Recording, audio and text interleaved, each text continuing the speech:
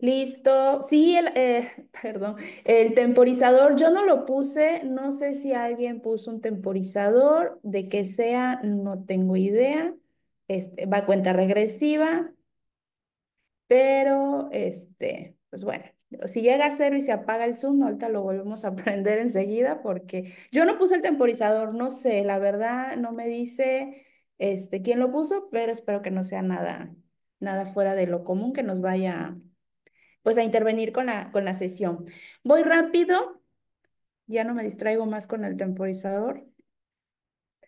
Listo, pues bueno, bienvenidos. Ya estamos teniendo la primera sesión de esta clase. Nos vamos a estar recorriendo hoy martes primero, miércoles segunda sesión y jueves vamos a estar finalizando. Nos vamos a conectar hoy nos conectamos a las 6:20, para que nos diera buen tiempo porque se cruzó con otro curso, pero mañana ya comenzamos directamente con la maestra a las 6 de la tarde. ¿Está bien, maestra Blanca? Sí, ¿verdad? Sí se puede. Ah, ok. A las 6 de la tarde para que, pues bueno, ya no salgamos tan tarde de la clase. Y para quienes nos miran de primera vez, pues ahorita de manera rápida les voy a explicar cómo vamos a estar trabajando el taller. Muchísimas gracias a las personas que pues ya son de casa, ya saben, cómo se trabaja la metodología de ICADI y también pues ya han estado en algún otro taller o diplomado con la maestra Blanca, ya lleva bastantito tiempo con nosotros, así que pues le agradecemos muchísimo el espacio que se da para brindarnos estas capacitaciones.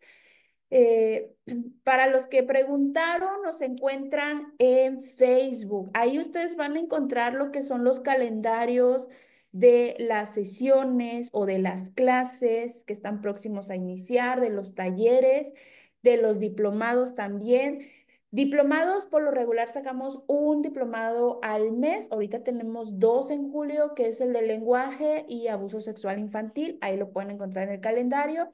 Y talleres, sí, tratamos de tener pues bastantitos talleres en diferentes temas para que ustedes pues se vayan capacitando, vayan actualizándose en algunos temas. Ahí nos encuentran como ICADI en Facebook. Les recomendamos más Facebook porque somos más activos y sobre todo porque ahí ustedes pueden encontrar de manera rápida los enlaces de inscripción. Además le dan tap o le dan clic y ya los direcciona a la página de inscripciones.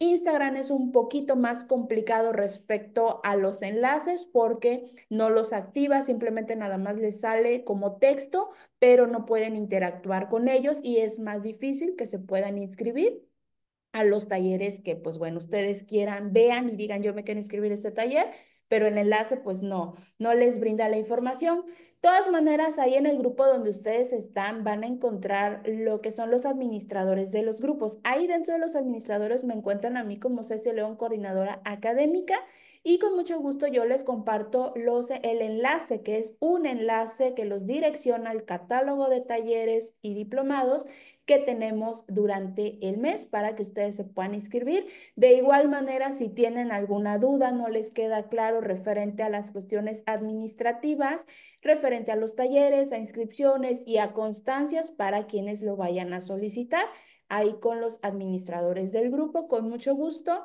les atendemos porque si se dieron cuenta, los grupos están cerrados para que no se sature de información y solamente les llegue pues la información respecto al taller, que sobre todo los enlaces con los que ustedes se van a integrar. El enlace va a ser el mismo, el de Zoom, si quieren compartan a interesados. Los que sí varían o son diferentes son los de la retransmisión, porque estos se suben a la plataforma de YouTube. Entonces, pues cada sesión es un enlace nuevo en el cual ustedes se pueden estar conectando a la hora señalada. La retransmisión de las sesiones va a ser al día siguiente a las 10 de la mañana, ¿sí? De todas maneras, les compartimos siempre de manera anticipada los enlaces para que ustedes se puedan ir programando.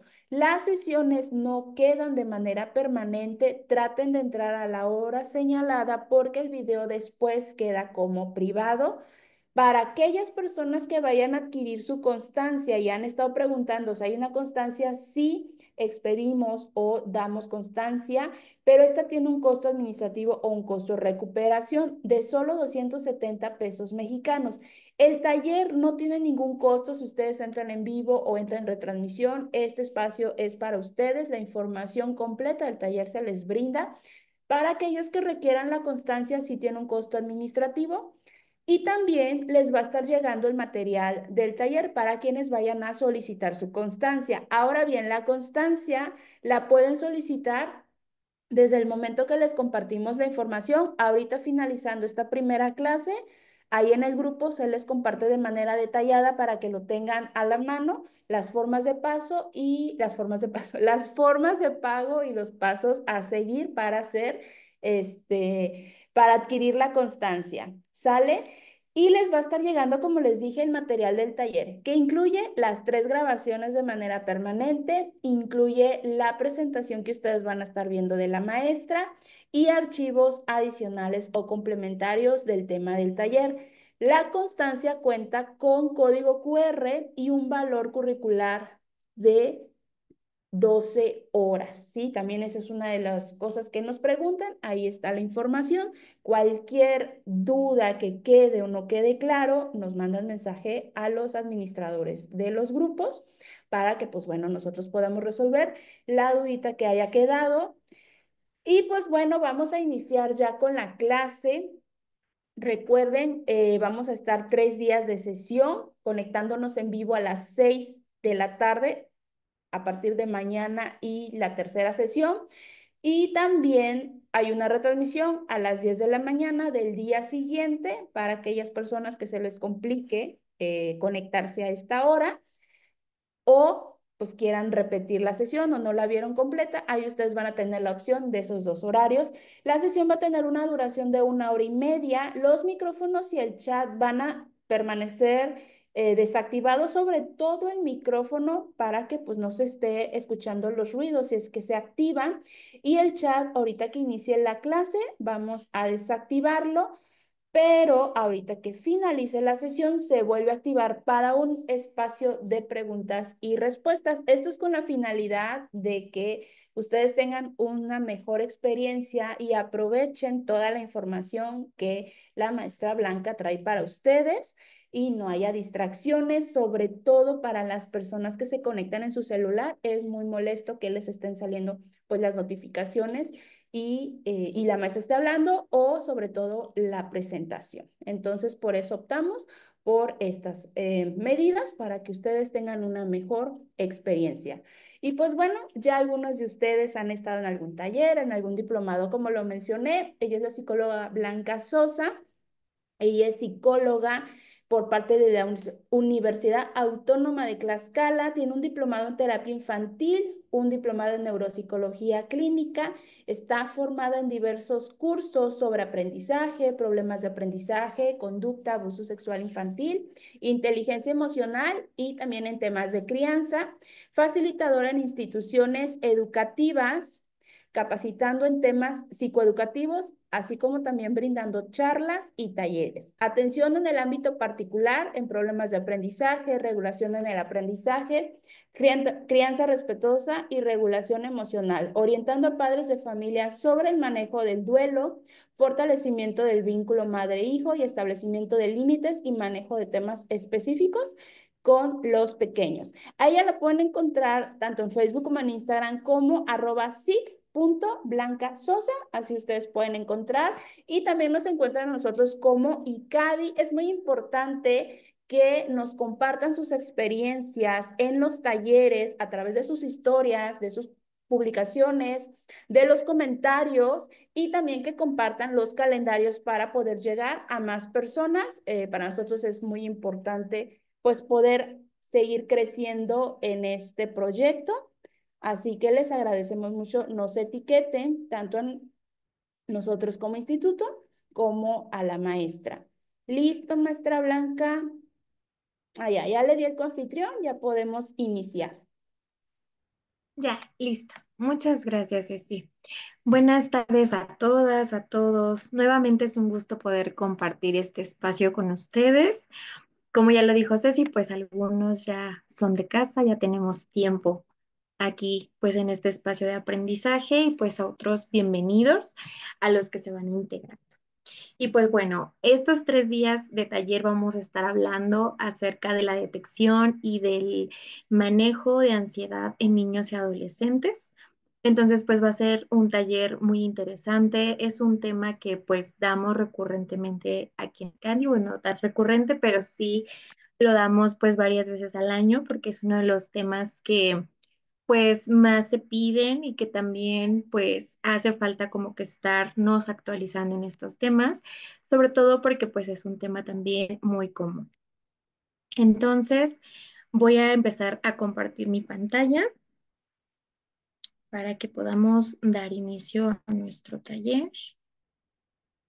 Bueno,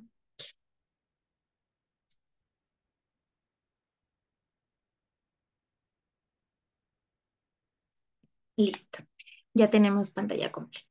Bueno, entonces, como les decía, hoy vamos a estar hablando hoy y a lo largo de estos 3 días de lo que es detección e intervención en ansiedad para niños y adolescentes. Vamos a estar abordando pues estas dos edades. También me gustaría como ir haciendo énfasis en esta detección y poder hacer diferencia en cuanto a la etapa de desarrollo. Por eso es que va a ser un poquito diferente para niños y para adolescentes y es lo que vamos a empezar a ver el día de hoy. Además, pues también de cuáles son los diferentes tipos de ansiedad que podemos encontrar de acuerdo a la clasificación del DSM-5 y también pues cuáles son estas formas de ir interviniendo. Aquí les voy a poner el contenido de estos 3 días. Como les decía, el día de hoy vamos a dar como que esta introducción, vamos a presentar los objetivos de nuestro taller, vamos a abordar conceptos generales para que a lo largo de estos 3 días pues ya sepamos y estemos familiarizados con estos conceptos. Y también vamos a ver de manera general cuáles son los tipos de trastornos de ansiedad, como les decía, tomando la clasificación del DSM-5 para posteriormente el día 2 vamos a pasar con la identificación y la prevención. También vamos a describir mucho más a profundidad lo que es cada uno de los trastornos de ansiedad que tenemos, los factores de riesgo, los factores de protección, las señales de alerta. Vamos a estar viendo la evaluación y el diagnóstico y también la prevención de los trastornos de ansiedad. Si bien no podemos hablar de prevención como tal, pero sí podemos hablar de atención oportuna en situaciones de factores de riesgo, por ejemplo, porque cuando hablemos de factores de riesgo nos vamos a dar cuenta que una atención oportuna a estas situaciones de la vida cotidiana, que en muchas ocasiones no se pueden prevenir, que no se pueden evitar, pueden desencadenar algún tema de ansiedad en nuestros niños y adolescentes y con una adecuada intervención, pues podemos hacer mucha diferencia. Obviamente no estamos exentos de, pues, experimentar situaciones de ansiedad. Como ya vamos a ver, pues es un tema adaptativo, es algo que nos va a permitir adaptarnos y hacer frente a situaciones específicas, pero sí podemos hacer esta diferencia a que esto no se prolongue o no se extienda en un tiempo más largo y que se convierta en algo patológico. ¿A qué nos vamos a referir con algo patológico? Pues que ya intervenga en nuestro desarrollo o en el desarrollo de nuestros niños y adolescentes y que pues esto interrumpa su desarrollo y su evolución de manera natural. Entonces eso es justamente lo que nos interesa, pues poder hacer una intervención oportuna. Y finalmente en el día 3 pues ya vamos a dar todo lo que, vamos a estar abordando todo lo que tiene que ver con técnicas y estrategias de manejo, estrategias de afrontamiento para niños, niñas y adolescentes. Estas estrategias de afrontamiento van a ser de manera general como regulación emocional, expresión emocional, tolerancia a la frustración, fortalecimiento de redes de apoyo y todo ese apoyo que podemos dar como adultos cuidadores en estos aspectos pues para que también sea pues una manera, ¿por qué no?, de poder prevenir y poder dar esa salida y esa respuesta adecuada a cada una de esas situaciones que se vayan presentando. También vamos a hablar un poquito de este manejo de pensamientos y como les decía, rol de cuidadores y profesionales. es lo que vamos a abordar en el día 3. Y ahora sí vamos a pasar con déjenme ver, los objetivos del taller. Es que me tapaba un poquito la barra, Zoom. Y bueno, nuestros objetivos van a ser los siguientes. Por una parte, vamos a tener como objetivo comprender qué es la ansiedad y cómo se manifiesta tanto en niños como en adolescentes, porque les comentaba que de acuerdo a la etapa del desarrollo, vamos a tener un poquito de diferencia en las manifestaciones. También vamos a aprender a diferenciar entre ansiedad adaptativa y patológica, es decir, cuándo poner o cuándo saber cuándo esto ya se está saliendo de control o cuando ya está extendiendo el tiempo que necesitamos de manera natural para reponernos o para hacer frente a una situación y cuando ya se está extendiendo este tiempo.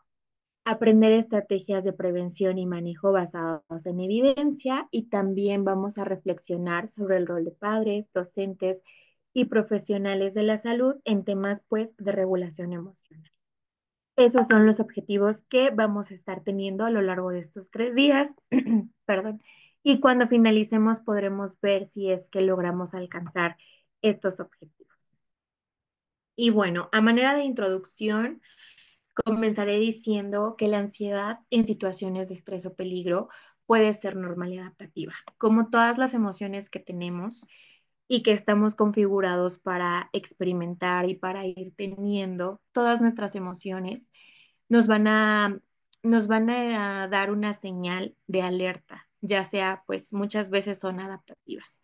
La ansiedad no es la excepción, es una emoción que nos va a permitir adaptarnos a diversas situaciones, además de que también es necesaria, ya que hace que nosotros como personas nos protejamos ante dicho estímulo, que es potencialmente dañino.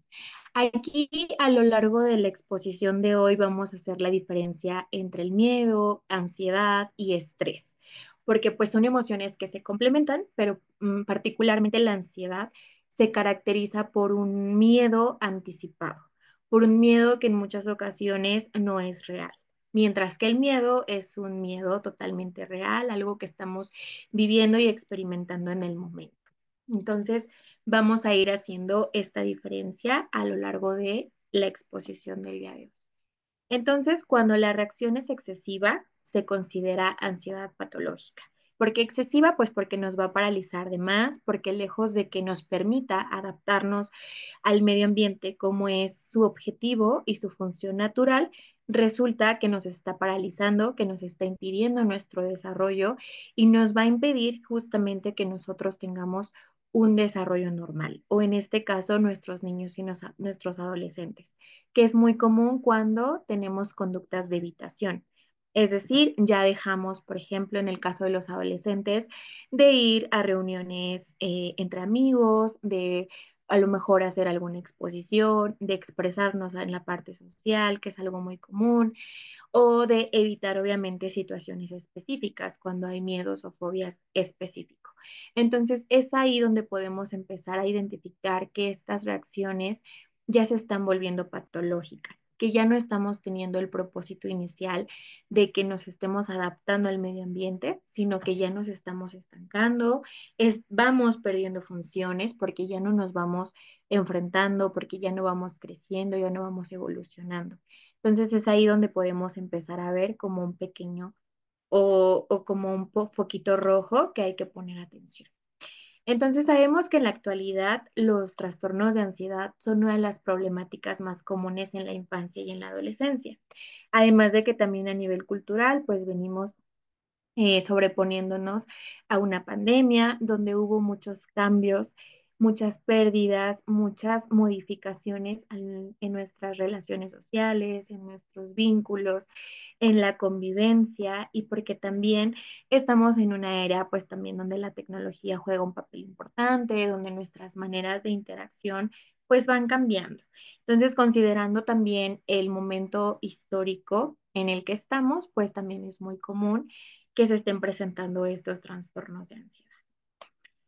Ahora, vamos a tener factores como la presión académica, como expectativas familiares, pueden ser el uso de la tecnología, como les decía, y los cambios en la dinámica social.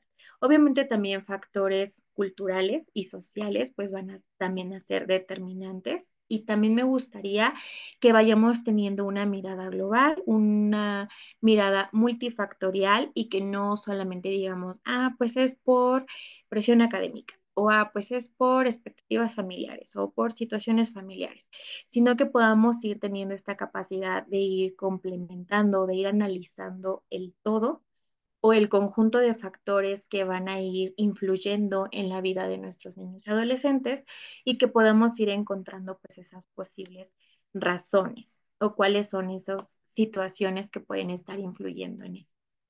Entonces, esto por mencionar algunos ejemplos, pues ha contribuido al incremento en estos trastornos. Ahora, muchos niños y adolescentes enfrentan miedos y preocupaciones constantes que pueden manifestarse a través de síntomas físicos, emocionales, conductuales y que estos van a afectar su bienestar y su desarrollo. Aquí es cuando hablamos ya específicamente de miedos y preocupaciones que se asocian mucho con ansiedad. Además de que pues obviamente también hay muchas situaciones familiares, hay también crisis del ciclo vital, de la parte familiar, que una manera que tenemos también de reaccionar o de responder ante esas crisis o ante esas situaciones, pues es también con periodos de ansiedad, por ejemplo. Y entonces es ahí donde hace mucho énfasis o hacemos mucha importancia en esta capacidad de afrontamiento y que no es solamente fortalecer a nuestros niños, niñas y adolescentes en esto o que ellos se adapten a todas las situaciones, sino lograr que tengan un ambiente digno, un ambiente sano y que no solamente ellos se tengan que adaptar o que solamente ellos tengan herramientas para sobreponerse o sobresalir. Aquí la idea es que vayan teniendo estos ambientes seguros, estos ambientes protegidos por los adultos para que no haya necesidad de que se tengan que adaptar o de que se tengan que reponer a situaciones que no tendrían que vivir. Esto me refiero a situaciones potencialmente traumáticas, que también es uno de los factores que pues, puede conllevar a episodios de ansiedad, por ejemplo. Entonces, bueno, ya para ir avanzando, vamos a hacer una dinámica inicial donde vamos a hablar de mitos y realidades sobre la ansiedad. Por un lado, voy a decir todos los mitos y por otro lado, pues voy a ir diciendo pues las realidades. ¿Vale? Entonces, del lado izquierdo tenemos los mitos y voy a decir el primero, que sería que la ansiedad es solo un estado de nerviosismo y desaparece con el tiempo. Ya ahorita vamos a ir explicando cuál es la realidad. El segundo mito nos dice, los niños no sufren ansiedad, solo los adultos. El siguiente, si evita lo que le da miedo, la ansiedad desaparecerá. El siguiente, los niños ansiosos solo buscan llamar la atención. La ansiedad es un signo de debilidad o falta de carácter. Si un niño tiene ansiedad, significa que sus padres hicieron algo mal. Los adolescentes con ansiedad deben resolverlas solos para aprender a ser independientes. Y por último, si un niño o adolescente tiene ansiedad, necesitará medicación de por vida. Aquí tenemos varios, obviamente son mitos, pero también lejos de eso podríamos decir que vamos teniendo información equivocada, que vamos teniendo como que a lo mejor fuentes no tan confiables o que no tenemos mucha información respecto a esto. Por ejemplo, aquí hablamos del cuidado que ejercen los padres, de cómo atendemos a lo mejor las crisis de ansiedad o cómo las podemos tomar. Y también un tema súper importante, la medicación. Por eso es que ahorita vamos con la parte de la realidad o de la evidencia que hemos encontrado. Yo sé que muchos de ustedes han escuchado muchos de estos mitos y algunos otros, ¿verdad? Entonces, me gustaría que si quieren, ya después, bueno, si ahorita está activo el chat, podrían ir poniendo algunos mitos para que vayamos leyendo algunos ahorita. Mientras voy leyendo las realidades. Por un lado, tenemos que los niños y los adolescentes también experimentan ansiedad. Puede estar relacionado con el colegio, la presión social, la separación de sus padres o incluso el miedo al futuro.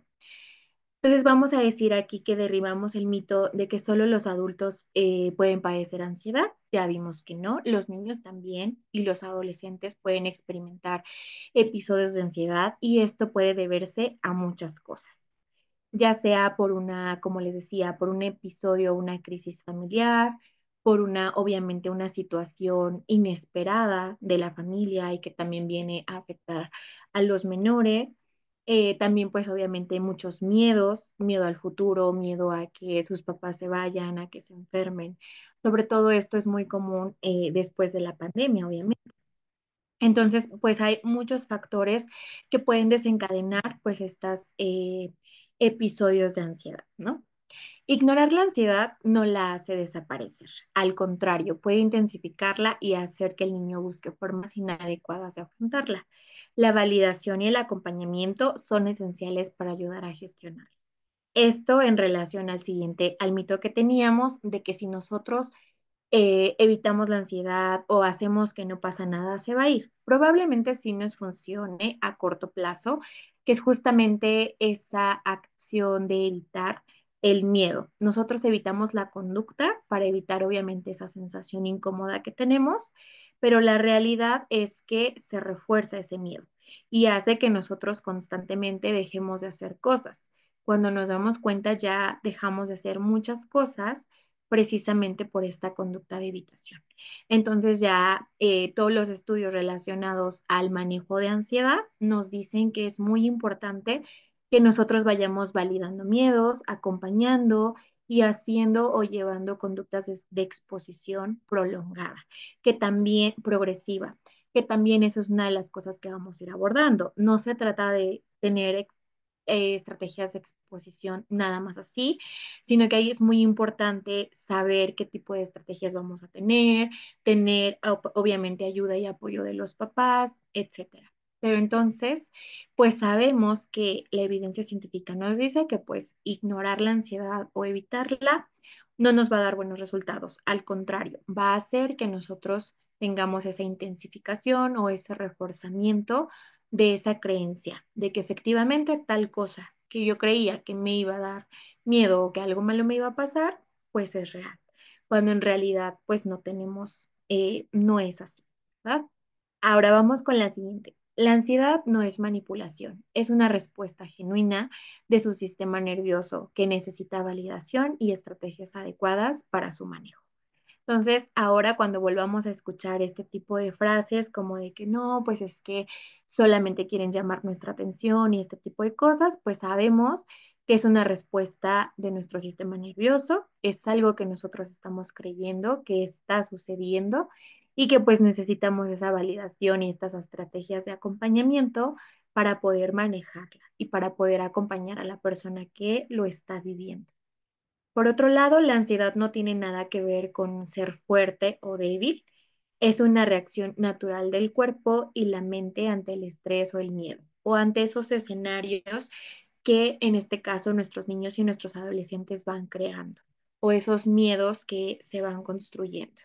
Y cuando cualquier persona la puede experimentar, nosotros como adultos también tenemos muchas creencias, muchas distorsiones cognitivas que también vamos creando, vamos formando y que obviamente son miedos diferentes a los de nuestros niños y adolescentes, pero al final cumplen la misma función. Entonces sabemos que la ansiedad tiene múltiples causas, factores genéticos, temperamentales, ambientales, experiencias de vida, etcétera. Entonces, no nada más vamos a darle una única explicación, sino vamos a tratar de analizar todos los factores para poder determinar qué es lo que puede estar influyendo. Y por último, los adolescentes necesitan apoyo y guía para aprender a gestionar su ansiedad de manera efectiva. Entonces, nosotros no vamos a dejar por ningún motivo que nuestros adolescentes atraviesen solos ese tipo de situaciones para que aprendan y para que maduren más rápido, ni nada de eso. Al contrario, ellos van a aprender a través de nosotros todavía. Obviamente su proceso de aprendizaje cambió, ya no depende solamente de nosotros, pero sí requiere ese acompañamiento para que ellos también vayan teniendo herramientas para la vida. Pero en todo momento lo van a hacer bajo la guía de nosotros como adultos. Entonces, pues nada de que pues los adolescentes necesitan pasarlo solos, al contrario, necesitan ese apoyo y esa guía constante para poder atravesar esta situación. Y ahora sí, vamos a pasar con los conceptos. Vamos a ver qué es ansiedad y nos dice que la ansiedad es una respuesta natural del cuerpo ante situaciones percibidas como amenazas. Su función siempre va a ser adaptativa y ayuda a prepararnos para el peligro. Esto pues se complementa mucho cuando hablamos de miedo, de estrés y pues obviamente la ansiedad. La ansiedad es una emoción secundaria, mientras que el miedo y el estrés son emociones primarias. Entonces, para empezar a ver estas diferencias, vamos a decir que el miedo es una respuesta inmediata ante un peligro real. Es lo que les decía. Es algo que está presente en este momento, en el ambiente en el que nos encontramos, y es una respuesta inmediata de nuestro cuerpo. Pues un impulso es una manera en la que nosotros respondemos o reaccionamos. Y pues las maneras de reaccionar generalmente pues son esta parálisis, esta lucha o huida, que es cuando todo nuestro cuerpo se prepara pues obviamente para luchar, para huir o para quedarnos paralizados en su defecto, y esto pues con el objetivo de mantenernos a salvo o de sobrevivir. El estrés es un estado de activación ante una demanda o desafío.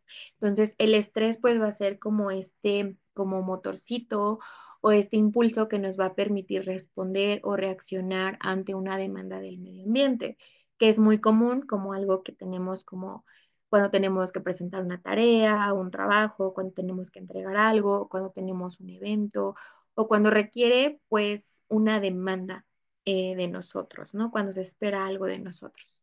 Y por último, la ansiedad es una anticipación, es algo que tiene que ver con el futuro, una anticipación de una amenaza futura, muchas veces sin una causa concreta, ¿vale? Entonces, estas son como que las diferencias. Para profundizar un poquito, vamos a decir que el miedo, como les decía, es una sensación inmediata ante un peligro real o inminente. Es una emoción instintiva que activa la respuesta de lucha, huida o parálisis. Aquí siempre les pongo como ejemplo cuando vamos a cruzar en el semáforo y que de alguna manera, pues no sabemos, ¿no? Cuándo ya va a cambiar a verde, pero que de alguna manera tenemos toda la intención de cruzar, pero y ya después cambia, entonces de manera automática es como si alguien nos empujara, como si alguien nos detuviera. Entonces es esa respuesta del sistema nervioso para paralizarnos o en su defecto para correr más rápido si es que vemos que viene un carro y evitar que nos pase algo. Entonces es ese el ejemplo que siempre les pongo, pues para hacer más simple estas tres maneras de responder cuando tenemos miedo o cuando se presenta una amenaza es luchar, huir o paralizarnos. Son estas tres maneras de reaccionar. El propósito de esto pues es adaptativo, es de supervivencia y es protegernos de amenazas reales. Ahora, el estrés pues es una respuesta fisiológica y psicológica a demandas o presiones del medio ambiente. Tenemos dos tipos de estrés. Uno va a ser positivo o adaptativo, es esta respuesta que nos va a permitir dar todo de nosotros, dar nuestro mejor rendimiento y pues cumplir con esa demanda del medio ambiente y pues es adaptativo, ¿no? Ese es el que se conoce como eustrés cuando pues nos va a motivar al cambio o a la mejora o al rendimiento. Y por otro lado, tenemos el estrés desadaptativo, que es cuando ya generamos cortisol, cuando es un cortisol innecesario, cuando es inflamatorio y es en exceso o prolongado, ¿vale? Entonces eso pues ya va a crear pues más complicaciones en nuestro cuerpo. Y por último tenemos ansiedad. Es un estado de anticipación, como les decía, o preocupación ante una amenaza futura, real o imaginaria. Puede ser adaptativa en niveles moderados porque nos puede preparar a esos escenarios hipotéticos a los que nosotros podemos estar haciendo referencia en ese momento. Podemos utilizarlo así como diferentes escenarios, pero cuando esos escenarios en todo momento son catastróficos, cuando nos están causando mucho malestar y logran que nosotros nos paralicemos o empecemos a evitar o a dejar de hacer cosas, ahí ya no cumpliría la función adaptativa. Entonces, esto puede volverse un trastorno. Ahora, no siempre tiene un desencadenante claro, la ansiedad, y suele generar síntomas físicos como tensión muscular, palpitaciones y dificultad para respirar. Esto pues ya lo vamos a ver más a profundidad en las siguientes diapositivas y el día de mañana cuando hablemos de cada uno, ¿vale? Con el miedo, más a menudo asociamos con se podría sentir oleadas de calor, excitación, pues de manera natural en nuestro cuerpo. Y eso es porque nos estamos preparando para luchar o para huir o este comportamiento de escape. Es cuando pues nuestro cuerpo empieza como a bombear sangre más rápido y nos estamos preparando pues para correr, para ponernos a salvo. Con la ansiedad más a menudo vamos a experimentar tensión muscular, palpitaciones, esta hipervigilancia o preparación para el futuro y comportamientos cautelosos o evitativos, ¿vale?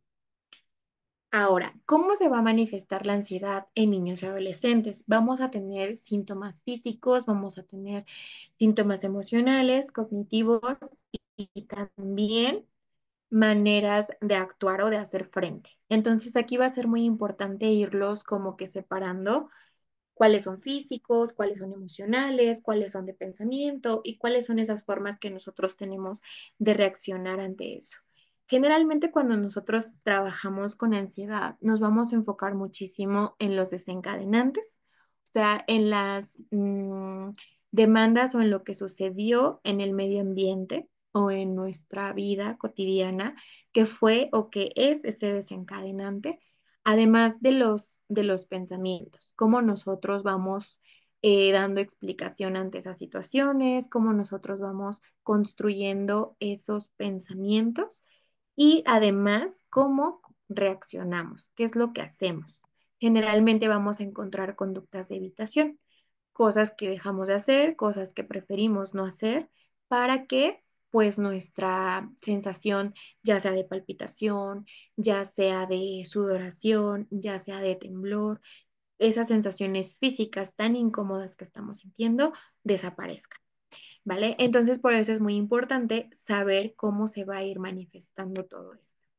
Entonces, vamos a empezar con los síntomas físicos, que tenemos palpitaciones, sudoración, tensión muscular, problemas digestivos, pero también pueden presentarse alteraciones en el sueño, dificultad para conciliar el sueño o despertar muchas veces en la noche. O sea, es que son como que diferentes los síntomas y no todas las personas lo experimentan de la misma manera, pero esto es como lo más común.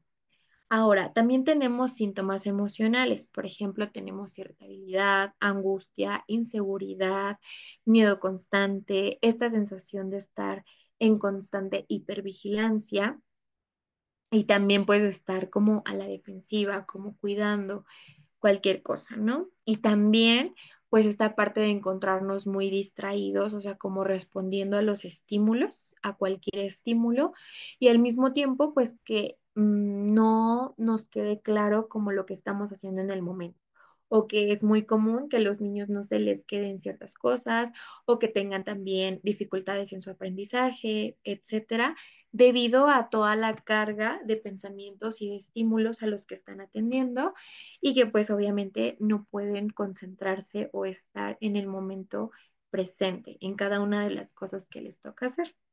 También tenemos síntomas cognitivos o de pensamiento, que son más que nada los pensamientos catastróficos, dificultad para concentrarse, como les decía, y una preocupación en exceso. Y por último, los síntomas conductuales o todas las conductas que hacemos o las acciones que llevamos a cabo, pues la más común pues es la evitación, llanto frecuente, problemas de sueño, como les decía, dificultad para separarse de los cuidadores y pues esas conductas alteradas, que son como que también las que llegamos a preguntar en la entrevista, ¿no?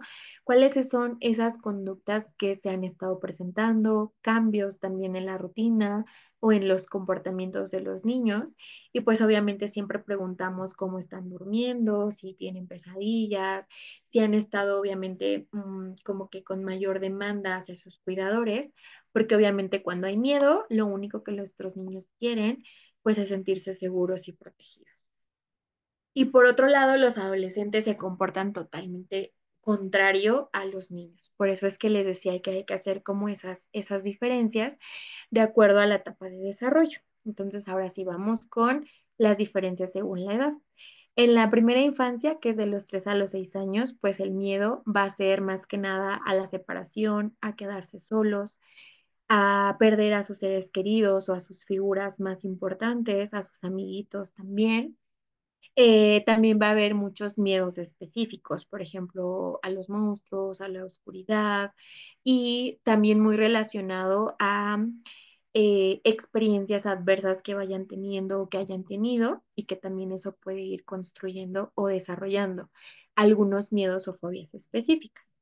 Ya con la niñez media, que es de los 7 a los 12 años, que estamos entrando a la adolescencia, ya sus miedos van a ser diferentes. Ya es más como la preocupación por la escuela, la aceptación social, el hecho de que cómo está la parte de las relaciones sociales, porque sabemos que ya las necesidades van cambiando. Ya no es como esta parte de estar como con nuestras figuras de apego todo el tiempo. Ya es cuando ese apego ya se fue construyendo, ya está más consolidado y nuestras atenciones cambian a nuestros iguales. Entonces, por eso es que las preocupaciones van a ser diferentes. Entonces, obviamente se va dando el miedo al fracaso, el miedo al rechazo, el miedo a ser juzgado, el miedo a ser rechazado, todo ese tipo de cosas. Y además de que otras emociones se van desbloqueando. Y aquí siempre me gusta hacer énfasis en las películas de Intensamente. Prácticamente la primera película es las emociones que tenemos presentes en nuestra infancia y la segunda película es precisamente cuando aparece la ansiedad, que es porque ya estamos en otro momento, en otra etapa de nuestro desarrollo y es ahí donde empiezan estas nuevas emociones que se van desbloqueando. Por ejemplo, ya aparece la vergüenza, ya aparece el aburrimiento, ya aparece la preocupación y obviamente la ansiedad. Entonces, si se dan cuenta, esas nuevas emociones también van complementando o van dando una explicación a esta parte de la ansiedad. Es como si cada una de esas emociones como que nos ayudara a entender y a llevar también de alguna manera la ansiedad o a entenderla más bien. Por ejemplo, la preocupación. Entonces, pues bueno, eso es como que lo que me gustaría que también fuéramos entendiendo, que con nuestra etapa del desarrollo también vamos cambiando en cuanto a cómo vamos respondiendo a las demandas del medio ambiente.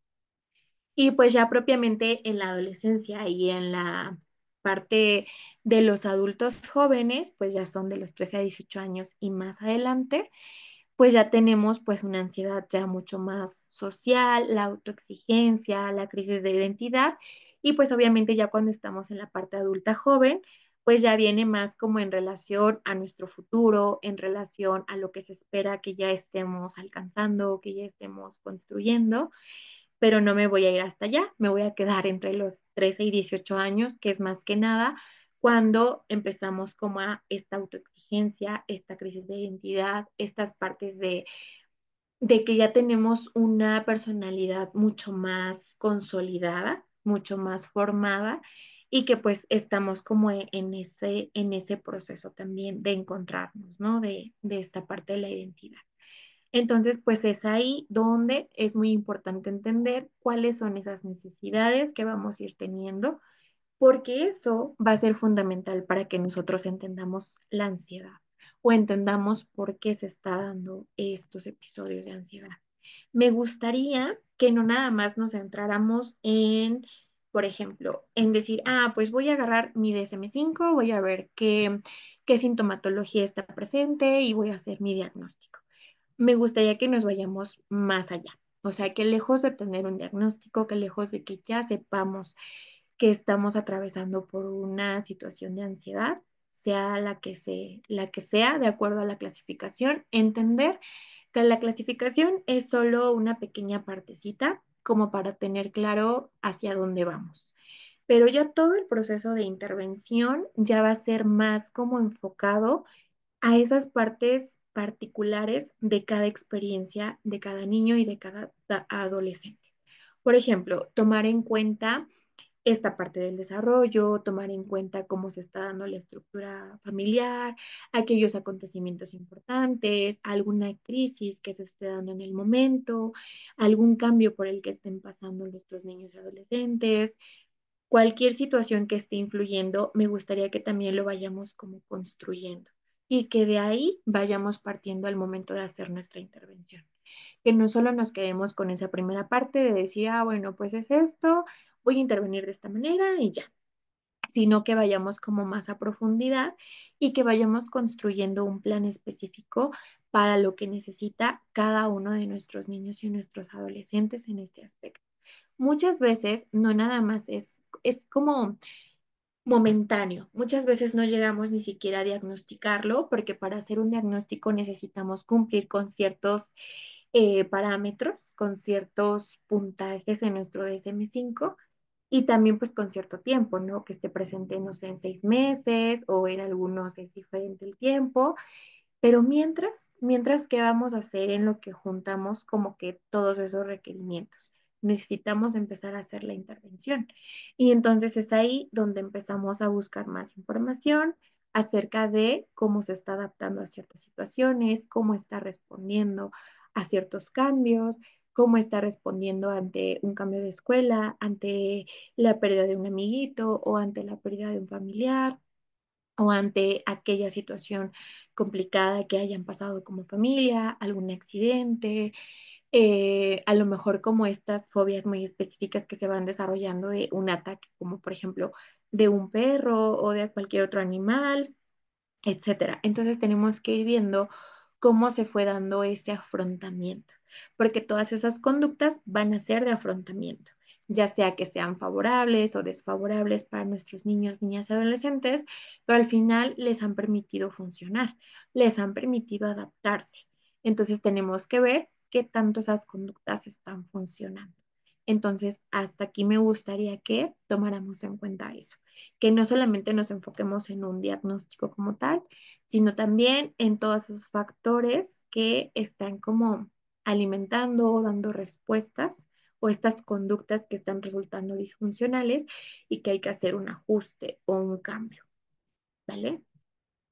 Y bueno, vamos a estar viendo los tipos de trastornos de ansiedad en niños y adolescentes, los que tenemos pues obviamente como guía, los que se conocen en esta clasificación y que pues obviamente esto, como les decía, nos va a permitir ahora sí que saber hacia dónde vamos, cuáles son las características, pero nada más. Vamos a ver que nuestra intervención tiene que ser mucho más amplia y mucho más profunda. ¿Vale? Por un lado tenemos a la ansiedad generalizada, que como su nombre lo dice, pues son múltiples las situaciones que nos pueden provocar ansiedad, ¿vale? Hay una preocupación excesiva por situaciones cotidianas, literalmente cualquier situación de la vida cotidiana va a estar provocándonos esta sensación de preocupación excesiva. Niños que preguntan constantemente el famoso y si pasa esto, y si pasa el otro, y que consideran muchas cosas. Aquí me gustaría hacer un alto porque en alguna clase que tomaba de la formación que luego llegó a tener, hablábamos de capacidades sobresalientes. Y entonces también es muy común que los niños con capacidades sobresalientes, claro que se preocupen o que tomen en cuenta otras cosas.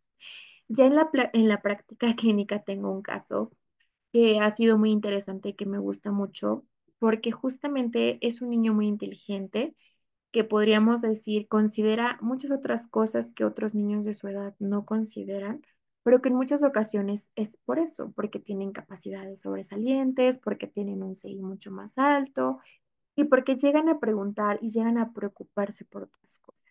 Obviamente, pues también no es tan sano en ese momento que los niños tengan preocupaciones que no son de acuerdo a su edad, que no son de acuerdo a lo que se esperaría para ellos, pero también es muy importante entender que puede deberse a otras cosas. Evidentemente el niño está considerando que a lo mejor la extinción de tales animales o el momento social, cultural en el que nos encontramos o todo lo que está pasando en otros lugares, en otros países, y que muchas veces los niños de su edad pues no considerarían, no tomarían en cuenta y que hay niños que sí. Entonces ahí me gustaría como hacer ese paréntesis y ya volviendo a esto, pues tenemos justamente estos ISIS, que tenemos estas preocupaciones constantes por muchas de las cosas a nivel cotidiano que estamos llevando. También tenemos obviamente acompañado con estas preocupaciones síntomas físicos frecuentes. Esta parte de esa incomodidad que nos va generando todas estas preocupaciones, ¿no? Como los que habíamos hablado. Ahora, tenemos también episodios repentinos de miedo intenso sin causa aparente. A esto ya estamos en el trastorno de pánico.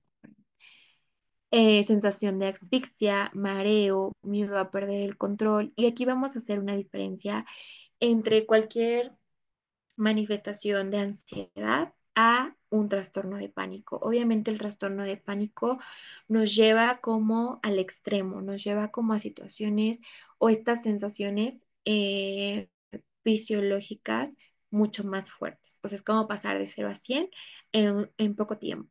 Obviamente tenemos miedo a perder el control, miedo a que pase algo con nuestra vida o el típico de que me voy a morir o algo malo me va a pasar y esto, ¿no? Entonces, pues muchas veces es aprender a hacer esa diferencia de que en el trastorno de pánico son estos episodios repentinos de miedo intenso, sin causa aparente, ¿vale?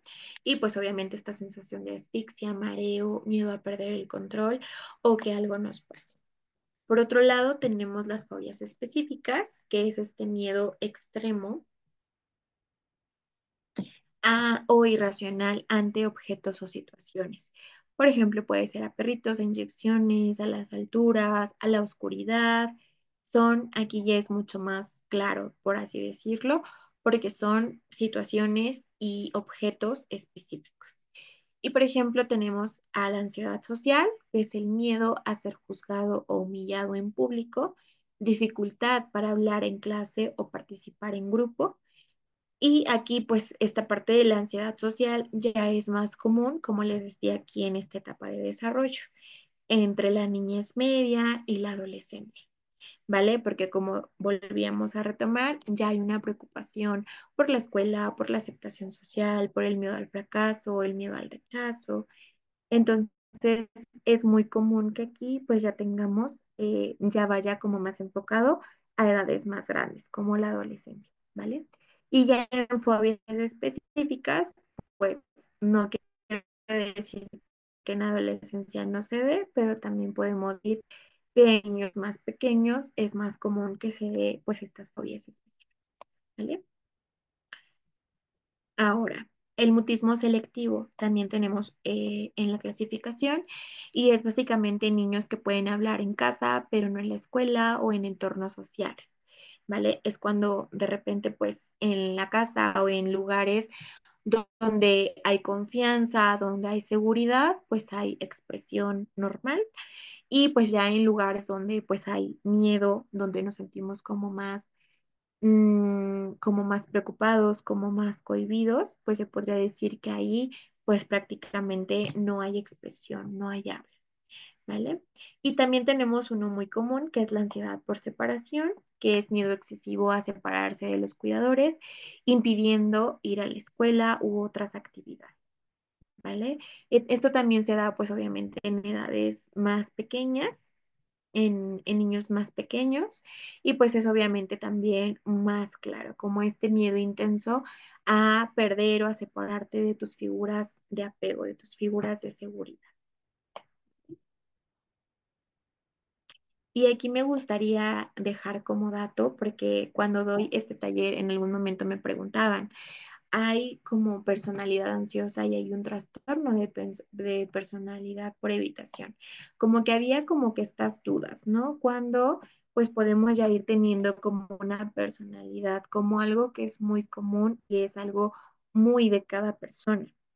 que vamos teniendo como esta manera de ver o estos lentes con los que vemos la realidad, con los que interpretamos la realidad y que son más como de la preocupación, de ir como considerando o teniendo escenarios catastróficos y que ya es algo más como de nosotros. Entonces, pues por eso es que me gusta incluir esta diapositiva para cualquier. Entonces, aquí decimos que por un lado hay un patrón de personalidad estable y duradero caracterizado por una tendencia constante a la preocupación, al temor, al rechazo, a la evitación de situaciones nuevas o sociales. Y esto, pues obviamente ya es algo más duradero en el tiempo. Ya no se trata de un episodio, ya no se trata de que pasemos de una etapa a otra, sino que ya es algo que se va configurando y que se va haciendo más duradero, pero que eso no quiere decir que nos tenga que afectar, sino que vamos a ver qué hacer con esos estilos de ser o esas maneras o esas conductas que tenemos que ser. Por ejemplo, sabemos que una persona ya adulta, por ejemplo, tiene una tendencia a una excesiva preocupación, al temor al rechazo, al temor a muchas cosas y que si no se va como dando ese acompañamiento, sí puede perjudicarle en el desarrollo, sí puede perjudicarle en muchas cosas porque va a ser esa persona que no se va a atrever a hacer cosas o que no se va a atrever a avanzar o a llevar un desarrollo como, como todos los demás o como avanzar y alcanzar metas por ese estilo de personalidad que se va formando. Y aquí el acompañamiento terapéutico es súper importante para ir trabajando pues con estos pensamientos, con esta reestructuración, con esta parte de la regulación emocional y con hacer cambios conductuales que nos ayuden como a hacer esa reestructuración cognitiva. Entonces, claro que a pesar de que en algún punto nosotros digamos, ah, pues es que tengo una personalidad o mi forma de ser es más como ansiosa, como de miedo, como de preocupación, tampoco quiere decir que sea como una condena, por así decirlo, como decir, ah, pues es que ya siempre voy a tener medicación o ya siempre voy a tener esta condición. También es muy importante entender que la ansiedad va a ir apareciendo por momentos en situaciones específicas de nuestra vida cotidiana, pero que lo importante es que vamos a lograr una remisión de síntomas. ¿Qué es esto? Que nosotros vamos a lograr que aprendamos a manejar estos estados de ansiedad, que logremos que los síntomas no sean tan fuertes como para que no lleguen a paralizar o obstruir toda nuestra funcionalidad, ¿vale? Entonces aquí también es muy importante. En el caso de que en algún punto, digamos, pues estos episodios de ansiedad me han acompañado a lo largo de la vida, ya se supone que tengo una personalidad como un poco más estructurada, como un poco más estable y al final sigo teniendo como esta tendencia a tener excesiva preocupación, temor al rechazo, evitación de situaciones. Es ahí donde también necesitamos dar este acompañamiento a lo largo, ¿no? De nuestra vida, pero también ir aprendiendo estas herramientas de afrontamiento de las que hablábamos. Porque también al miedo al rechazo, pues detrás de eso hay muchos pensamientos que probablemente tengan sesgos, que probablemente tengamos distorsiones cognitivas, que vamos construyendo creencias, por ejemplo, centrales, ¿no? Creencias ya muy marcadas y que es justo con eso con lo que vamos a trabajar. Entonces, también, si nosotros empezamos a hacer intervenciones desde temprana edad, pues vamos a evitar que justamente nuestra personalidad se configure de esta manera, pero también tenemos otros factores que van a intervenir, como la parte genética, la parte de el entorno social y todo lo que se va como transmitiendo también de generación en generación. Entonces va a haber muchas cosas que son estas creencias centrales que va a ser como a lo mejor más difícil de modificar, pero que eso no quiere decir que no se pueda hacer una reestructuración y un trabajo con esas creencias. Entonces yo creo que todos conocemos a personas así, como que sí tienden como más a evitar situaciones nuevas o que les cuesta un poco más atreverse o hacer cosas nuevas y que justamente eso no quiere decir que pues ahora sí que estén condenadas a no hacer esas cosas o a no atreverse o a que ya nunca va a haber un cambio, sino que también hay casos donde podemos ir trabajando desde allí, manejando esta parte de la ansiedad y logrando que pues vayamos superando estos eventos. Entonces, no es una crisis de ansiedad puntual, sino se va convirtiendo en una forma de ser marcada por la inseguridad, la autocrítica, la hipervigilancia ante posibles peligros o críticas. Esto ya es cuando, pues obviamente todo esto se hace como más, como ya más permanente en nuestra vida, ¿no? Y también puede darse el caso de que se vayan afectando sus relaciones sociales, las partes o la capacidad de afrontamiento del día a día. ¿Por qué? Porque nos vamos a dar cuenta que vamos careciendo de habilidades de afrontamiento, que a lo mejor no tenemos como esta tolerancia a la frustración, que carecemos también de redes de apoyo sólidas, como que no hay estas ayudas que nos van a permitir hacer frente a estas situaciones. Entonces, cuando nos damos cuenta de que carecemos de esas partes, es ahí donde tenemos que potenciar nuestra intervención. ¿Vale? Y por otro lado, vamos a hacer esta diferencia obviamente con un trastorno de ansiedad. Es excesiva, persistente e interfiere significativamente con la vida cotidiana, generando síntomas físicos. Es una condición específica y puede aparecer en distintos momentos de la vida. Entonces, aquí hay una gran diferencia entre cuando aparece obviamente en diferentes momentos de la vida, porque tenemos que adaptarnos precisamente a tal situación, pero no necesariamente quiere decir que vamos a estar como ya desarrollando un estilo de personalidad ansioso. Entonces, esa es la parte que me gusta como hacer esta diferencia, porque es más fácil como que nosotros hagamos esa intervención desde con nuestros niños y con nuestros adolescentes y evitar que esto como que se expanda o dure más tiempo del que tendría que durar. Y porque también, ya cuando hablemos de habilidades de afrontamiento y del papel tan importante que tenemos como adultos y como cuidadores, vamos a saber que sí hay mucho que hacer antes y que un diagnóstico de ansiedad en nuestros niños y adolescentes no es determinante, como lo dice en esta última parte.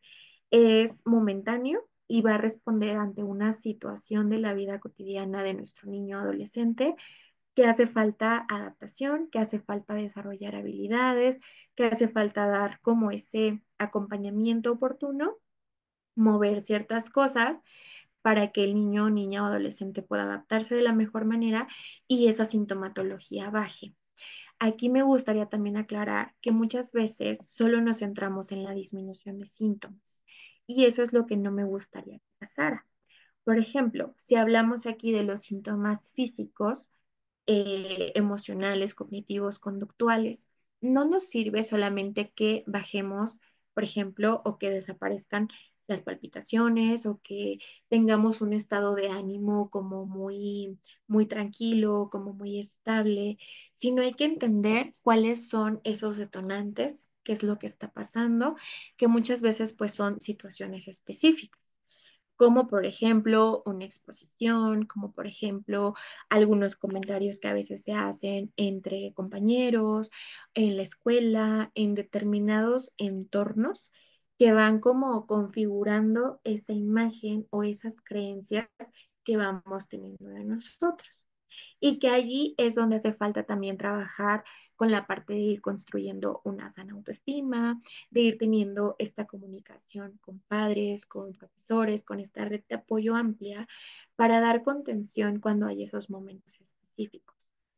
Entonces, no nos sirve solamente que queramos que los síntomas bajen, sino lograr que se logre como esa respuesta y esa adaptación a la situación o esa, por ejemplo, si se está dando una conducta que provoca daño a nuestros niños y adolescentes, es lograr que esa conducta desaparezca o que esa situación deje de existir. No se trata solamente de empoderar o de que los niños reaccionen o de que los niños y adolescentes se repongan ante esa situación, sino lograr que no tengan que pasar por ese tipo de situaciones. No sé si me explico. Por ejemplo, vamos a hablar del bullying, ¿no? Del acoso escolar. de situaciones de violencia, por ejemplo, que son muy comunes y que al final cuando exploramos en estas historias de manifestaciones de ansiedad, de algún tipo de ansiedad, pues nos damos cuenta que ha habido exposición a situaciones de violencia, a situaciones de abuso de algún tipo, o que hay abuso escolar, o que hay alguna situación de bullying, o cualquier otra situación adversa que al final pues nos provoca miedo, nos provoca estrés constante, que provoca esta reacción constante de nuestro sistema nervioso, pero que además va construyendo un sistema de pensamientos y de creencias en relación a esos aspectos que hemos vivido.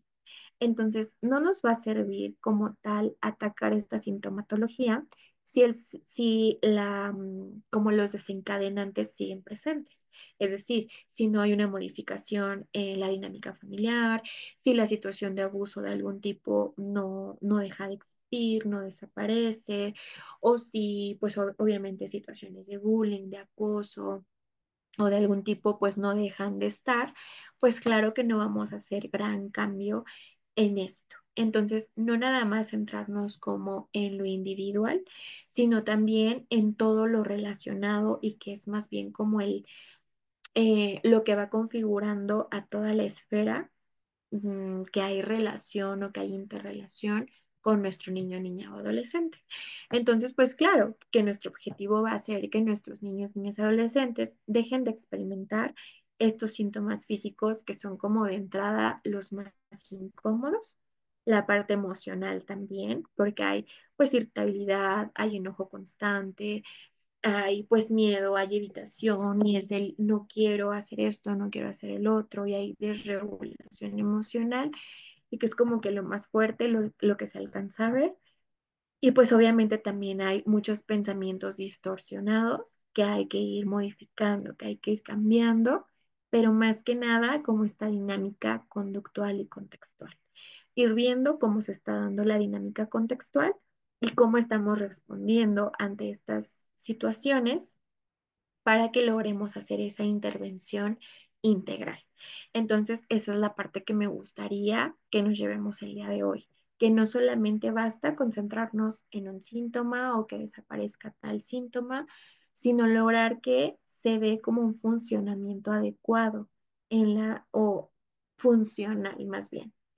Como que no sea lo que nosotros creemos que tenga que vivir o que se tenga que acomodar, en la vida de nuestros niños, niños, adolescentes y sus familias, sino en lo más funcional y en lo más adecuado para ellos.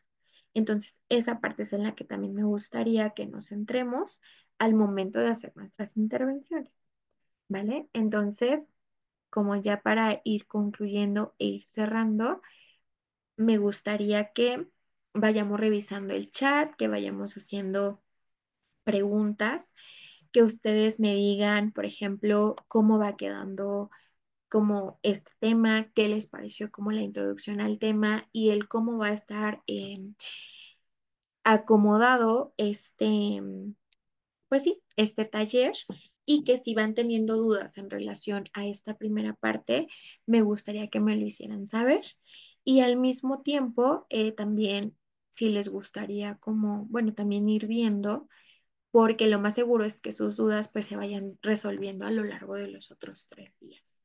Ya más o menos ustedes saben que vamos a estar compartiendo tanto mañana y pasado, pero si también hay algo que tenemos que agregar a la presentación y que es viable para el tema, me gustaría que también me lo hicieran saber.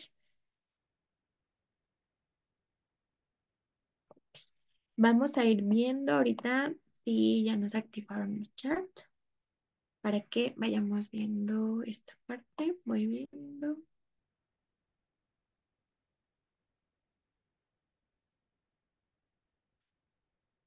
Bueno, ahorita nos esperamos tantito. A ver, creo que ya. Sí, ya está activo el chat. Ya sé si nos indicó que ya está activo por si alguien quiere hacer preguntas. Adelante. Tenemos tiempecito para sus preguntas, por si hay dudas. ¿Qué les pareció como esta primera parte? Ok, gracias, Idalia. Ok, Araceli. Dicen que todo muy bien. ¿Algún comentario, por ejemplo, también se vale? Que, ¿cómo podemos hacer las intervenciones del contexto? Es decir, si solo ve la parte individual de síntomas. Ok. Ay, ya se me fueron varios, pero voy bien. Sí, se pueden dar dos trastornos juntos, que es cuando tenemos un tema de comorbilidad, que generalmente también hay otros trastornos, por ejemplo, el trastorno de ansiedad, perdón, de depresión, también se acompaña muchas veces con temas de ansiedad. Me regreso a la primera parte de cómo enfocarnos en el contexto. Siempre cuando se acercan conmigo a llevar a un pequeñito, siempre les digo que es muy importante hacer ese compromiso de que vamos a trabajar también con la familia. Yo sé que muchas veces nos quedamos corto en la intervención, cortos y cortas en la intervención, porque muchas veces lo hacemos desde la escuela, como desde la parte de la orientación, y como que no hay mucho como posibilidades de integrar a la familia. Y pues bueno, cuando no hay esa posibilidad, porque también me ha pasado, pues es como trabajar con lo que tenemos, tratar de darle herramientas a los pequeñitos para que pues obviamente ellos se vayan adaptando, para que vayan entendiendo qué sucede, para que vayan identificando a otras personas a las que se pueden acercar y todo esto, como ir viendo qué es lo que necesita el pequeño y si no tenemos tanta posibilidad de encontrarlo, de involucrar a la familia. Pero en respuesta a lo que nos comenta Lili, de que hacer esta intervención tomando en cuenta el contexto es más que nada involucrar a la familia, es saber que también la familia va a participar, que también vamos a darle esta información, esta psicoeducación, partiendo de aclarar estos mitos o estas ideas equivocadas que veíamos en un primer momento, porque muchas veces los papás sí piensan y sí creen eso, y no porque ellos quieran creerlo, sino porque sí hay mucha información equivocada respecto a, ay, no, es cualquier cosa, se le va a pasar, o como en el caso de los adolescentes, ¿no? Como pues es un tema de la edad, son adolescentes, no te preocupes. Y entonces no profundizamos, no atendemos esos cambios emocionales o esas situaciones, o incluso tendemos a minimizar aquello por lo que están pasando nuestros niños y nuestros adolescentes. Por ejemplo, si perdieron algún amigo o si tuvieron como que esta parte como de querer pertenecer o como de que si ellos empiezan a hacer cambios en su apariencia por querer pertenecer, muchas veces nos alarmamos y decimos, no, ¿cómo crees? No te voy a permitir que hagas esto y lo otro, y cosas así, pero también sabemos que es parte como de ir como buscando esa identidad, como ir buscando a dónde pertenecemos, qué está pasando con nosotros, etcétera. Entonces, obviamente hay muchas cosas que no vamos a permitir del todo, pero sí es muy importante guiar, acompañar, como que ir dando ese acompañamiento constante, sobre todo con los adolescentes, y que no tendamos a minimizar las cosas.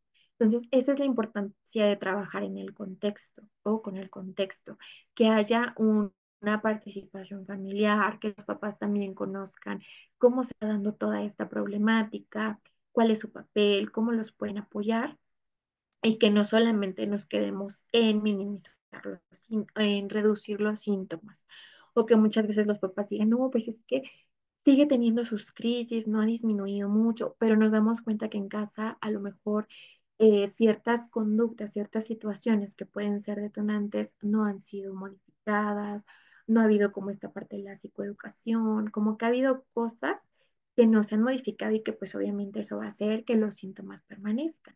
Entonces, por eso es muy importante trabajar con la familia para identificar qué necesidades hay como en todo el contexto y que van a dar como resultado que haya una mejora individual en el niño, niña o adolescente que estamos tratando, ¿vale? Espero haya quedado un poquito clara esta parte. Cuando el adolescente se lastima arrancándose la piel, ¿qué procede? Atención psiquiátrica. De entrada, pues obviamente tenemos que trabajar de manera multidisciplinaria porque ya sabemos que esta parte de los síntomas ya es muy fuerte y tenemos obviamente que preservar pues esta integridad ante todo de este adolescente. Entonces, obviamente muchas veces necesitamos como este acompañamiento médico Y había un mito también en la parte de lo que veíamos en la primera diapositiva. No quiere decir que haya medicación de por vida, ni que todos los casos necesiten medicación, pero la medicación sí es importante cuando los síntomas ya son muy fuertes y cuando está en juego la integridad de nuestros niños, niñas y adolescentes. Entonces, por ejemplo, si tomamos como punto un adolescente que se está lastimando, que se está agrediendo, que se está autolesionando de alguna manera, sí necesitamos esa intervención médica y psiquiátrica para que nos dé algún medicamento que pueda ayudar a regular a nivel sistema nervioso y que después nosotros como profesionales de la salud mental, en cuestión emocional, pensamiento, conducta, podamos hacer una intervención. Porque muchas veces también cuando los síntomas son muy fuertes, nosotros no podemos hacer mucho. No hay como esa manera o esa disposición de que se pueda intervenir por lo mismo de que los síntomas son muy fuertes. Entonces, por eso es muy importante trabajar de manera multidisciplinaria, ¿vale? Muchas gracias, Claudia. A ver, vamos a seguir leyendo. El mutismo selectivo mencionaste se da en niños. ¿Es normal en adolescentes, alumnos de preparatoria? Se da como que en casos más pequeños, pero no podríamos como que decir ya mañana que lo describamos más a profundidad, vamos a poder como que aclarar esta parte de las dudas, pero sí podría ser también, ¿no? Como de que también se pueda dar en adolescentes, pues obviamente en niños y adolescentes más grandes.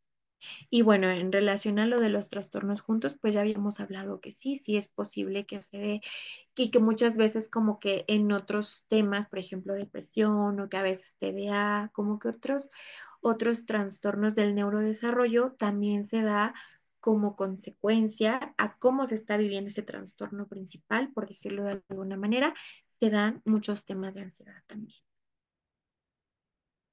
Ok, vamos a seguir leyendo. La ansiedad también puede ser hereditaria. Sí, recuerden que hay un factor genético y que también, pues esas partes también las podemos incluso preguntar o son cosas que se preguntan en nuestra entrevista inicial. Como que siempre preguntamos si los papás han padecido alguna situación de salud mental o si también han padecido episodios de ansiedad o les han diagnosticado ansiedad, depresión, ese tipo de cosas, porque eso también va a ayudar como a determinar un poquito lo que hablábamos, ¿no? Que hay un componente genético que pues va a estar ahí como determinando, es importante. Cuando tienen crisis de temblor, pero se calma en el momento. Bueno, ahí vamos a decir que va a depender mucho entender por qué se da esa crisis, pero también como ya se está regulando. Es decir, como que sabemos que le da temblor o una crisis de temblor, al menos como necesitaríamos más información como para saber cuál es el antecedente, qué lo desencadena, etcétera. Pero la parte importante es que hay una regulación, que sabemos también que hay diferentes maneras en que nosotros reaccionamos, que no hay una única manera como de hacer frente a una situación. Tal vez es una manera en la que nosotros reaccionamos, respondemos, en este caso, esta persona que nos comenta Alma, pero que al mismo tiempo, pues hay una regulación. No hay como algo como que pase a mayores, por así decirlo. Generalmente el mutismo selectivo se da justamente por este miedo o esta sensación de sentirnos pues amenazados, de sentir que nos van a juzgar, que nos van a criticar, que no va a salir bien o que no nos sentimos seguros. Por eso es que decimos, es que en la casa o es que en tal entorno habla bien, se comporta bien, interactúa bien, de lo esperado obviamente, y en determinadas situaciones, generalmente cuando no nos sentimos seguros, simplemente no hay expresión. Entonces, generalmente es por eso, por esa seguridad de la cual no nos estamos sintiendo parte o nos está dando esa seguridad en ese entorno. Y generalmente es por los miedos, por ese tipo de situaciones que tenemos miedo a que pase. Mañana vamos a hablar un poquito más del mutismo selectivo, ¿vale? Ahora.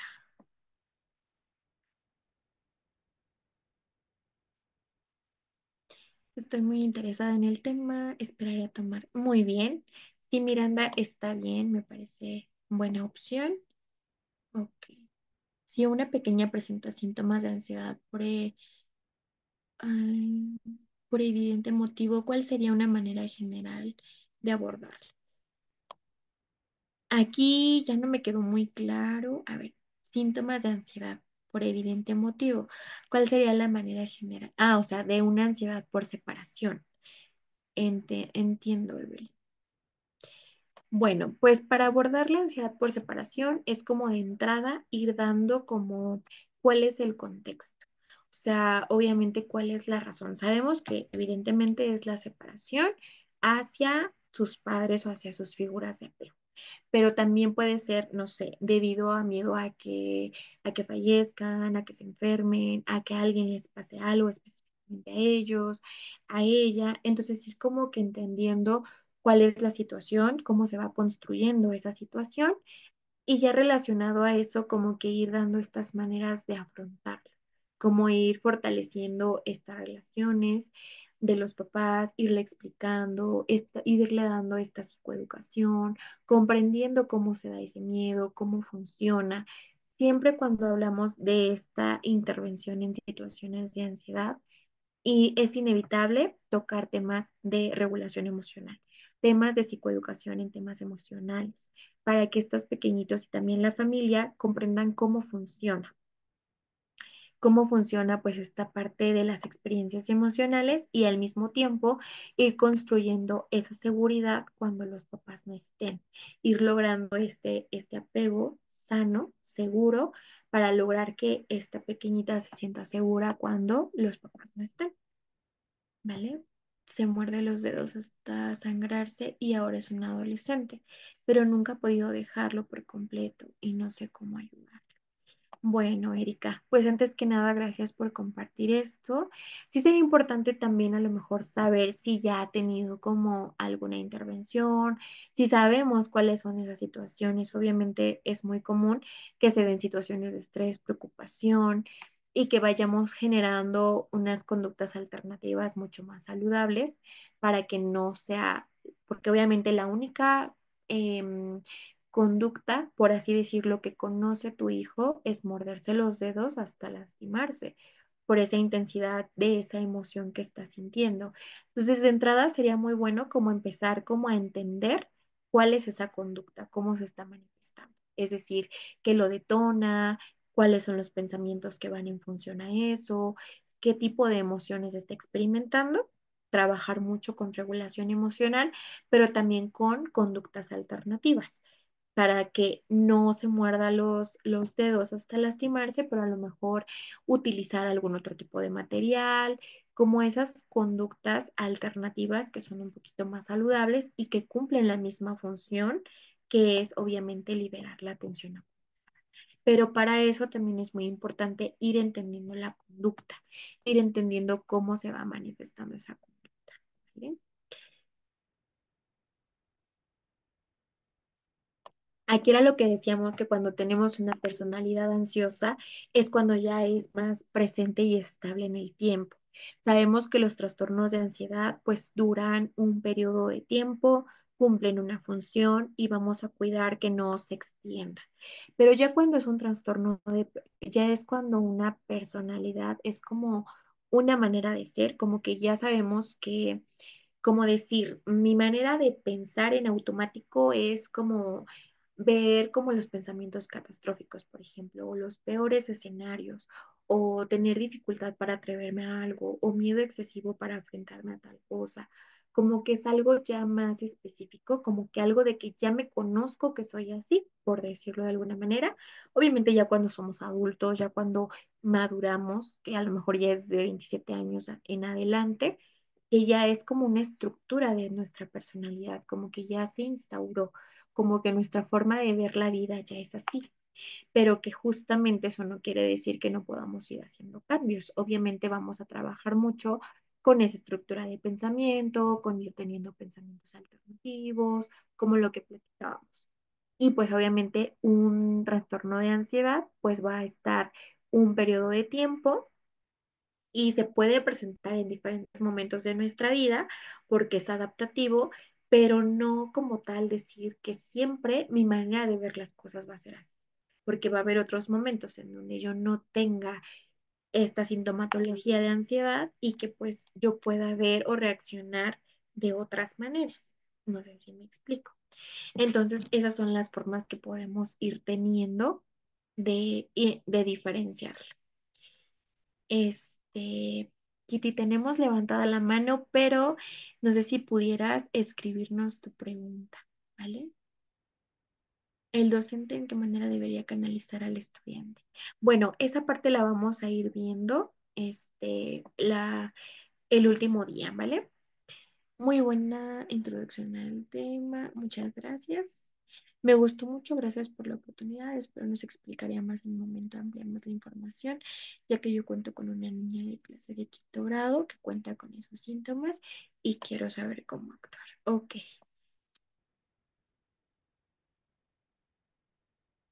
sí, vamos a ir enriqueciendo más la información el día de mañana y el jueves, ¿vale?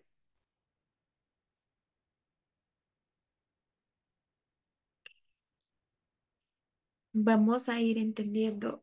Primero debemos entender que esta parte de que cuando se presentan juntos, primero tenemos que ver que muchas veces, por en este caso el trastorno de encopresis, va a determinar o va a dar como resultado que se den situaciones de ansiedad por cómo se está viviendo el primer trastorno, la primera situación. Entonces, eso sería muy bueno como ir atacando la primera situación, ir como ayudando a que a ese primera situación vaya tomando forma, vayamos encontrando maneras de adaptarlo para que así la ansiedad también vaya disminuyendo, ¿vale? Ok, vamos viendo. Ok. Vamos revisando cuáles son las otras preguntas. Como quiera, voy tomando también fotito para irlas teniendo y que pues lo vayamos también tomando. Tiene conocimiento de que el DSM-5 es un libro súper completo respecto a la información de los trastornos y que se divide por niveles. ¿Qué otra herramienta de apoyo nos puede ser funcional para determinar trastornos sin dejar de lado? Pues muchas veces también se ocupa el CIE-11. El CIE-11 también se complementa mucho con el DSM-5. Obviamente nosotros tenemos esos dos materiales importantes porque, bueno, obviamente nacen desde la parte médica y psiquiátrica y pues lo tomamos como punto de referencia nosotros para entender un poquito cómo se va dando la situación. Pero sí me gustaría como que nosotros fuéramos entendiendo que ya al momento de intervenir ya lo hacemos de una forma como mucho más personalizada, tomando en cuenta obviamente las situaciones particulares, las herramientas con las que cuenta la familia, las situaciones que vive cada familia, porque muchas veces las intervenciones que nosotros quisiéramos hacer no se adaptan a la familia o muchas veces la familia no lo puede llevar a cabo de esa manera y hay que hacer adecuaciones. Entonces, por eso también es muy importante tenerlo como en cuenta esta apertura y esta posibilidad de ir modificando o adecuando esas intervenciones a cada situación o a cada realidad, ¿vale? Ya las técnicas de intervención las vamos a ver el último día, Navi, ¿vale? Sí, exacto. Ya el momento para poder disminuir la ansiedad, nos vamos a dar cuenta que al momento en el que nosotros empezamos a tener herramientas de afrontamiento, herramientas de comunicación emocional, herramientas de regulación emocional, vamos a tener estas herramientas justamente para afrontar estas situaciones.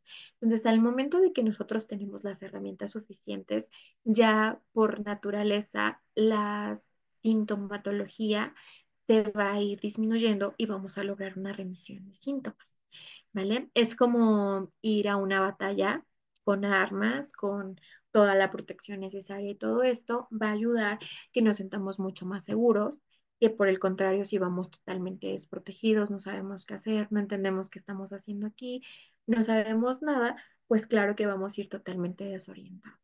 Entonces, así más o menos funciona el de entender que ansiedad implica pues también debido a muchas cosas, a que muchas veces no entendemos qué es lo que está pasando, no tenemos una estructura, no hemos acomodado ciertas cosas o a los niños no se les ha hablado, no se les ha explicado de un simple cambio, de una simple reestructuración, de, por ejemplo, algo tan sencillo como pasar de la primaria a la secundaria y no podríamos decir algo tan sencillo porque para los niños es un cambio súper importante y toda esta serie de cambios generalmente se asocian con esta preocupación, con estos episodios de ansiedad, con esta dificultad para adaptarse a la nueva etapa en la que están entrando, tanto de desarrollo como de ciclo vital, como de académico, etcétera.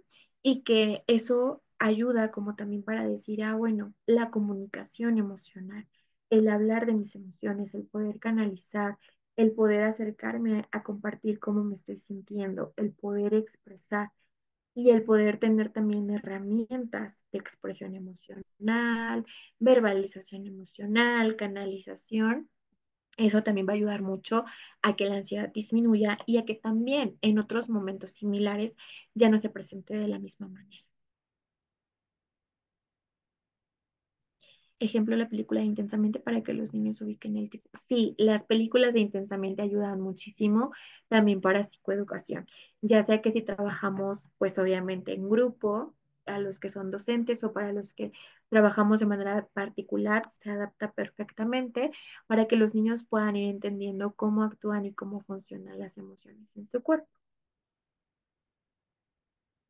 Sí, lo de la personalidad y lo del trastorno de ansiedad, pues eso lo añadí porque en un taller precisamente cuando hablaba de este tema, me lo hicieron notar. O sea, me decían, bueno, ¿y cuál es la diferencia entre literal un trastorno de ansiedad y una personalidad ansiosa? Entonces, obviamente, cuando ya tenemos un estilo de personalidad ansioso, es cuando ya siempre nuestra manera de actuar por default o nuestra manera de reaccionar siempre va a ser desde el miedo, desde la preocupación, desde la dificultad para hacer frente a las situaciones de la vida cotidiana, como que nos va a costar el doble, por decirlo de alguna manera, ¿no?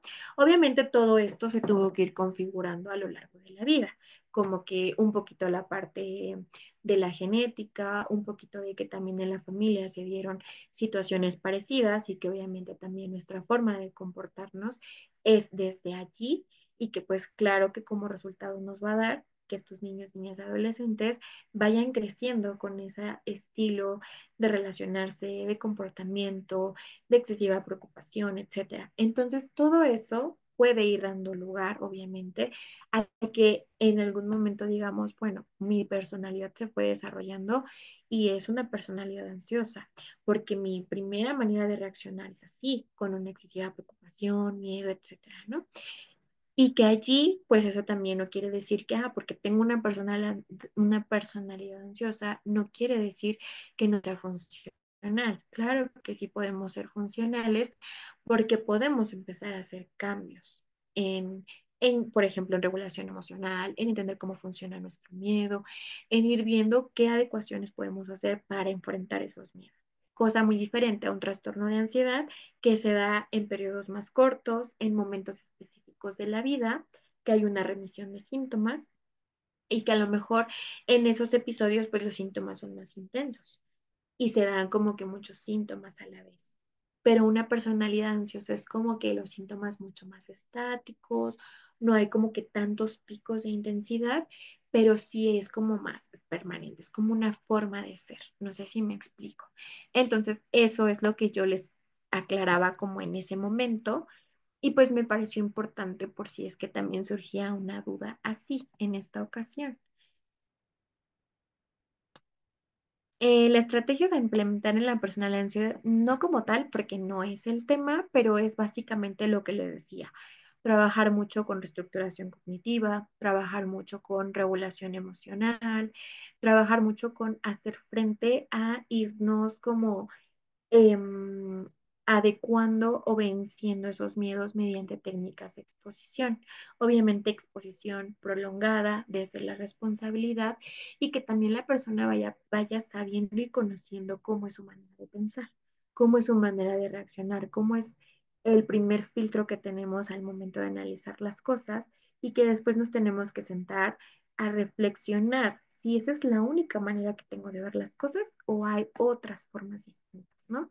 Esto en cuanto a la intervención cuando trabajamos con algún estilo de personalidad, por ejemplo, específicamente hablando de ansiedad, ¿verdad?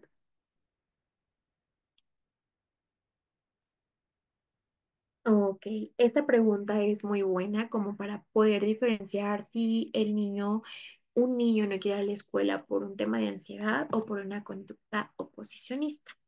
Este lo voy a dejar como para irlo resolviendo tal vez el día de mañana, que se adecua un poquito más a lo que vamos a ver, pero ya la guardé para que la tengamos. Y pues bueno, en temas de mutismo selectivo podemos ir teniendo a lo mejor un caso para el último día para que también quede un poquito más claro, ¿vale?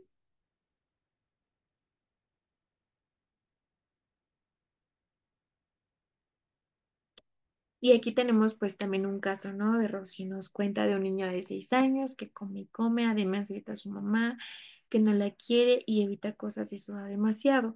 Allí nos falta mucha más información. Es cuando hablábamos de que es muy importante trabajar con todo el contexto, comprender cuáles son las situaciones importantes que ha estado sucediendo para poder hacer como un encuadre mucho más preciso, ¿vale?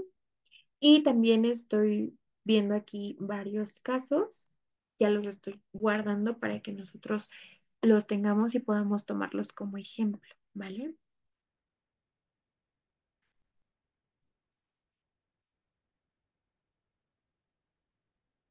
¿Vale? Ya los tengo para que así los casos pues los podamos ir atendiendo ya de manera particular.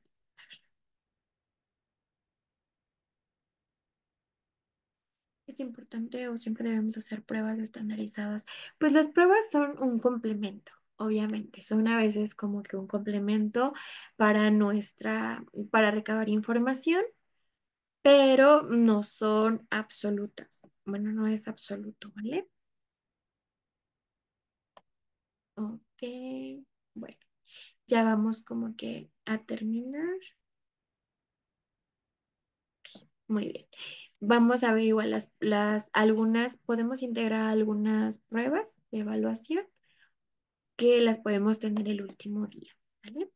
Ahorita ya fui guardando sus casos como de las dudas pues que fueron surgiendo más en relación a casos, se van a ir aclarando conforme vamos viendo o lo podemos ir tomando como ejemplo el día de mañana y el último día para que vayamos aclarando las dudas, ¿vale? Creo que por el día de hoy ya fue todo. Fue un gusto compartir este espacio con ustedes. Nos vemos mañana en el horario de las 6 de la tarde para continuar con nuestro segundo día. ¿Vale? Les agradezco mucho el espacio y que pasen una bonita noche. Nos